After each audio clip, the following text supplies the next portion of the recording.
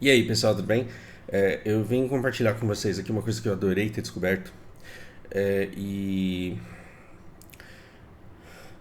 passei, assim, confesso que isso daqui me passou completamente batido quando aconteceu. Eu não vi isso daqui acontecendo, talvez por não estar prestando atenção direito, talvez alguns de vocês tenham visto. Mas a maneira como isso daqui foi apresentado me deu um calorzinho, assim, sabe? Uma felicidade no meu coraçãozinho, porque eu falei, meu Deus, que show de jornalismo e que show de maturidade. E talvez isso daqui faça vocês ficarem ainda com mais vergonha da Jovem Pan. E me fez refletir sobre coisas também que eu nunca havia refletido, por exemplo, uma coisa besta. E eu vou fazer uma pergunta, essa pergunta vai soar idiota, tudo bem? Essa pergunta vai soar idiota, mas é para ela soar idiota mesmo e depois a gente reflete sobre isso. Se eu perguntar para vocês, assim, o que deve ser mais caro? Esse espaço de patrocínio aqui da Nike, no peito da camisa da seleção brasileira, do lado direito. O que deve ser mais caro? O espaço de propaganda no peito da camisa da seleção que ela joga em campo durante 90 minutos em todas as partidas, ou no agasalho que ela usa para entrar e sair do campo? É, Já está dando risada? Então eu vou repetir a pergunta. O que deve ser mais caro? Esse espaço de patrocínio no peito da camisa ou no peito do agasalho? A camisa que o cara usa para jogar dois tempos de 45 minutos e talvez prorrogação e pênalti, ou a camisa que ele usa só para entrar no campo e depois sair do campo. E aí, sim, essas horas você deve estar falando, porra, é lógico que a camisa, sim, eu também achava. Só que, olha que interessante. Quando foi a última vez que você assistiu todos os jogos de uma Olimpíada? Pois é, a gente é velho, né? E quando a gente era criança, a gente assistia todos os jogos que passavam na televisão das Olimpíadas, porque a gente não tinha. Primeiro, a gente tinha tempo, e segundo, a gente não tinha opções de entretenimento. A gente não tinha outra coisa passando na televisão naquele momento, então a gente assistia o jogo mesmo.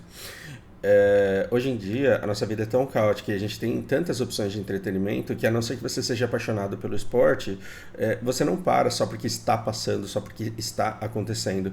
Então, você não vê jogos inteiros acontecendo e o que você vê é só o que sai no jornal, é só o que aparece no UOL, é só o que sai na Folha, no Globo. E você vê uma foto ou um videozinho curtinho. E esse videozinho curtinho geralmente é sobre as pessoas no pódio. Geralmente sobre as pessoas no pódio. Então, o que você quer? É, Você quer ser associado com a vitória. Quando alguém ganha medalha de ouro, o que vai aparecer? Aquele primeiro a ser desclassificado, aquele último na posição, que está com o mesmo agasalho patrocinado pela mesma empresa, ou você vai mostrar aquelas pessoas que brilharam e que ganharam terceiro, segundo, primeiro lugar e que ganharam medalha? Pois é, você vai mostrar a marca do vencedor. Então, veja, ninguém vai falar assim, nossa, essa Peik aqui, ela patrocina todo mundo que jogou futebol. Ela patrocina. E tudo bem, você pode quebrar isso e patrocinar só a seleção brasileira ou só a seleção chinesa, mas o que acontece é que quanto mais seleções fortes você patrocina, maior a sua chance de você ser associado lá com a vitória no fim das contas. Bom, eu estou divagando coisa que não é nem necessária, mas acho que vocês já entenderam. E existia um contrato da organização das Olimpíadas que você é obrigado a comparecer no pódio com o agasalho e não com o seu uniforme de jogo. Então a menina que jogou vôlei, ela não vai com o shortinho e a blusinha que ela jogou vôlei, ela vai com o agasalho completo. E no agasalho, no pódio, para tirar foto, para aparecer no jornal, para aparecer na televisão, para as pessoas verem muito brevemente, vai ficar a marca de quem pagou mais caro. E olha que interessante, não existiriam Jogos Olímpicos se não existissem grandes empresas interessadas em associar no seu subconsciente a marca delas à performance de jogadores vencedores que você quer ser. E é por isso que o seu filho está na escolinha de futebol e ele fala assim: não, pai, você tem que comprar para mim um Nike, senão eu nunca vou fazer os gols igual faz o Pombo. E é isso aí. Você fala, porra, então, beleza, eu vou fazer corridinha na rua, mas aí o tênis tem que ser da Nike, porque senão a minha performance não vai ser tão boa igual os vencedores que são parecidos comigo, que são exatamente eu. Pois é um lixo. O quanto de consumo refletido você tem na sua vida, porque o seu subconsciente foi estimulado a associar desejo e aceitação e carinho e afeição a marcas de empresas que na, em muitos casos, não vou falar todos e nem na maioria, mas que em muitos casos simplesmente fodem o planeta e fodem com a vida das pessoas e fazem com que elas gastem com coisas que elas não precisam. Mas a gente não está aqui para fazer uma crítica ao capitalismo. A gente está aqui para começar o vídeo, porque agora a gente começa o vídeo. Isso daqui era só prévia para gente poder começar. Então, o que acontece? Aqui ela vai fazer essa explicação rápida do quanto existe uma diferença entre o preço da camisa e o preço do agasalho, e que o Brasil passou vergonha porque ele meio que desrespeitou feio quando ele apareceu no pódio com essas roupas aqui amarradas na cintura. Então, quando você olha isso daqui, você fala, porra, primeiro que tá feio, né? Primeiro que tá feio numa cerimônia na casa de outras pessoas você aparecer com a roupa simplesmente desse jeito. E segundo que todo mundo que bateu o olho nisso daqui falou, os caras estão roubando o patrocinador. Isso daqui é um desrespeito e é um grande roubo ao patrocinador, porque o cara pagou horrores, ele pagou uma fortuna para aparecer nesse agasalho para a marca Pixar associada com a vitória do futebol olímpico. E quem está aparecendo lá foi a Nike, que pagou muito menos, ou que pagou mais, mas que pagou pela exposição enquanto os jogadores estavam jogando. A associação da marca dos vencedores era para Pique e não para Nike. E eis que o Brasil aparece desse jeito. E se você estivesse assistindo a jovem fonte de notícias, ou qualquer jornalismo tendencioso, nojento e polarizante e maniqueísta que separa o mundo entre bom e mal, e a gente é o bom e o outro é o mal, e a nossa vida só é uma merda porque existe o outro, porque o outro é comunista, porque o outro come morcego, porque o outro faz vírus em laboratório, porque o outro... Toda essa mentira, todo esse absurdo faz com que você veja o mundo com uma trave no olho, que acha que a sua vida só é ruim porque existe um inimigo e não por incompetência nossa de planejar e trabalhar para ter uma vida melhor. Não estou dizendo que você seja preguiçoso, eu estou dizendo que a gente é proibido de gerar riqueza através do nosso trabalho e a gente não pensa por quê. Ok, e aí essa pessoa aqui, ela poderia simplesmente sensacionalizar e falar, os brasileiros eles são desonestos, os brasileiros eles são isso, os brasileiros eles são aquilo, e olha o que os caras vêm fazer aqui na nossa casa, e poderiam ser extremamente tóxicos. Só que o que acontece aqui, pelo menos neste canal, não estou dizendo que ele seja o único que relatou o acontecido, é completamente o contrário. Ela explica todas as nuances e ela mostra o comportamento das pessoas. E ela fala, olha, no Brasil as pessoas ficaram indignadas, elas questionaram e principalmente eles apanharam de todos os outros atletas da Comissão Olímpica. E ela começa a mostrar trechos e falas de uma série de tweets. E olha que interessante, os chineses, eles prestam atenção na nossa mídia muito mais do que nós. E quando a gente vai falar do estrangeiro, mostra aqui o Galvão com o tweet dele. Ele falou, pô, eu queria saber de quem foi a ideia de fazer os caras aparecer lá com a blusa na cintura, isso daí deveria ser investigado.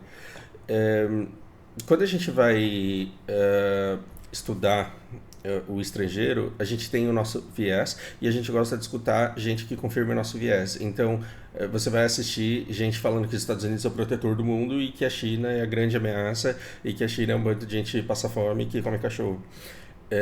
Ou então não, que só tá ganhando na competição do mundo porque é trabalho escravo e porque desrespeita a liberdade das pessoas e blá blá blá.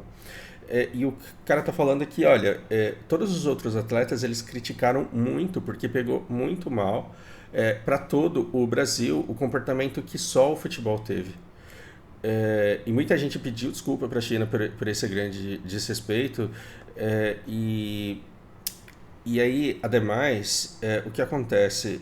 A parte que eu mais gostei foi quando ela mostra alguns comentários que dizem que, olha, é o seguinte,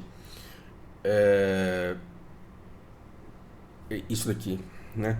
Na sequência, alguns atletas olímpicos fizeram um coro à crítica. Foi o caso do nadador Bruno, que disse não fazem parte do time, não fazem questão, time olímpico, né?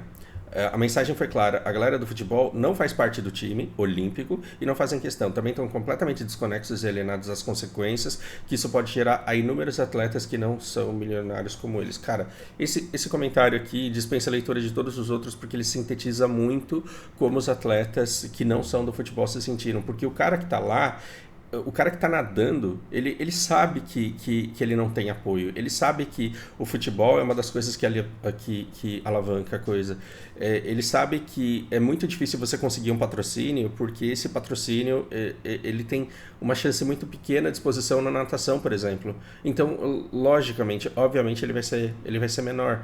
E ele está falando, olha, isso daqui, a próxima empresa que for patrocinar, ela vai falar, não vou patrocinar não, porque vai que a Nike me rouba. E o jornalismo dessa menina, ele dá todos os indícios de que o problema, na verdade, foi da Nike e sugere fortemente que os jogadores brasileiros eles foram subornados a atender os interesses da Nike e não da Peak.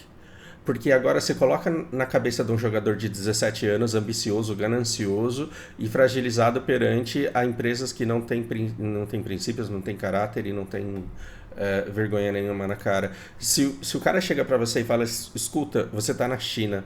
A China tem uma grande empresa chamada Peak. Sabe quando que você vai voltar numa Olimpíada aqui na China? Nunca, porque daqui 2 Olimpíadas você já tá aposentado. Sabe quando que você vai sofrer consequências negativas por ter roubado um patrocinador chinês, sendo que você nunca mais vai pôr o pé aqui porque todo o seu dinheiro de futebol está na Europa? Nunca. E na Europa, quem é que mais patrocina, quem é que mais paga, quem é que mais te dá dinheiro? A Nike. Então, que tal você não aparecer de agasalho, amarrar ele na cintura e fazer propaganda da Nike no pódio? Isso daqui é muito tentador. A pessoa que cai nesse tipo de corrupção, ela tá certa? Não, ela tá completamente errada, isso é injustificável. Mas é mais feio pro corrompido ou pro corruptor? Isso a gente não fala na Lava Jato. A gente não fala na Lava Jato que é muito mais feio pro cara que paga a propina do que pro guarda de trânsito que aceita a propina para não multar o carro. É muito mais feio pro político que toma decisões baseadas no interesse imediato dele de receber a propina. Isso é feio, é horroroso, é nojento. Essa pessoa tem que estar presa, ela tem que estar destituída de tudo aquilo que ela ganhou como propina. Só que a decisão que ela toma prejudica muito toda a sociedade e beneficia o cara que o corrompeu, beneficia a JBS, beneficia a Odebrecht. E essas empresas que, por sua vez, vão beneficiar camadas da nossa elite muito restritas, com essas decisões políticas fodendo a vida de todo o resto da população. Você está vendo que é a mesma dinâmica? Aqui, o jogador ele vai ganhar uma grana, ele vai voltar feliz porque ele ganhou uma grana da Nike, ele está cagando para a Peak porque ele não sabe nem o que é isso, ele está cagando para a China porque ele nunca mais vai voltar lá. E tudo bem, só que você criou uma mancha aí muito grande. E a China ela poderia escalar esse problema para o mundo inteiro, ela poderia fazer um escândalo e ela poderia jogar para o lado pessoal e falar que é o Brasil que não presta. Sim, mas ela falou assim: a gente foi roubado, é isso aí, os caras são um bando de ingrato, mas é o que tem para hoje e isso fortalece ainda mais o sentimento nacional chinês. Porque o sentimento nacional chinês, o que é? A gente é injustiçado. A gente primeiro é usado como mão de obra barata, agora que a gente está se emancipando, a gente é sobretaxado com um monte de tarifas de importação só porque nosso produto é mais barato do que o deles, então porque o material nacional deles, estou falando dos Estados Unidos, seja competitivo com o nosso, eles nos cobram taxas de importação exorbitantes que a gente tanca, que a gente aceita, a gente está trabalhando com desvantagem e mesmo assim nós somos muito mais produtivos e mesmo com uma tarifa de importação enorme, eles continuam comprando porque nosso produto é bom. Aí eles vêm aqui, roubam a empresa Peak, mostram a marca deles do jeito que eles querem e a gente aceita, sabe por quê? Porque no final das contas a gente é superior. E existe um sentimento nacionalista chinês muito nesse sentido. Se o Ocidente consegue uma vantagem competitiva muito breve com uma exposição de um patrocinador, a Nike no peito dos jogadores, e começa a vender mais tênis agora do que a Peak começa a vender o produto dela, por outro lado, o sentimento nacional chinês, o investimento a longo prazo nesse sentimento é muito maior, porque a China, os chineses estão sendo educados a prestarem atenção no que o mundo faz e a prestarem atenção ao que o mundo se submete a fazer só por ganho capitalista imediato. Enquanto ele fala, não, a gente pensa a longo prazo. A gente deixa passar esse tipo de coisa pequena, porque a longo prazo a gente sabe quem a gente é e a gente não joga sujo. Isso na cabeça deles. Pelo amor de Deus, na cabeça deles, no discurso deles, para as pessoas deles. Então o chinês ele tem esse senso de que a gente está jogando limpo, a gente está trabalhando muito mais e a gente só está ganhando esse jogo porque a gente se fode muito de trabalhar.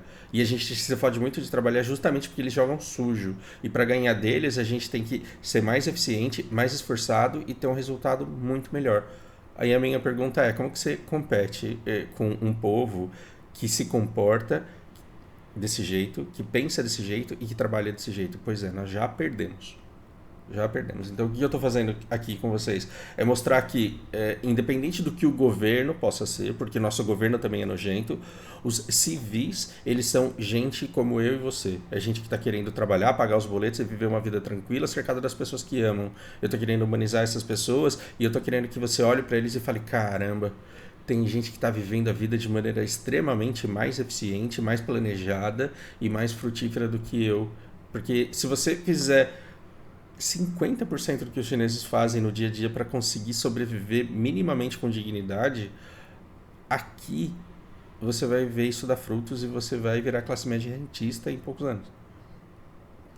Bom, espero que seja isso. Desculpa o peso da ideologia que teve nesse vídeo, mas eu não estou ganhando para fazer esse tipo de propaganda. Eu simplesmente estou compartilhando com vocês uma coisa que não sai da minha cabeça. E sim, o meu jeito de pensar ele é extremo, porque afinal de contas tô olhando tudo isso de forma passional. Você não precisa acreditar em tudo que eu estou dizendo, simplesmente pegue a informação que eu estou te jogando e agregue a sua base e reflita com o seu repertório e chegue às suas conclusões. Espero que seja útil. Por hora é isso, grande abraço.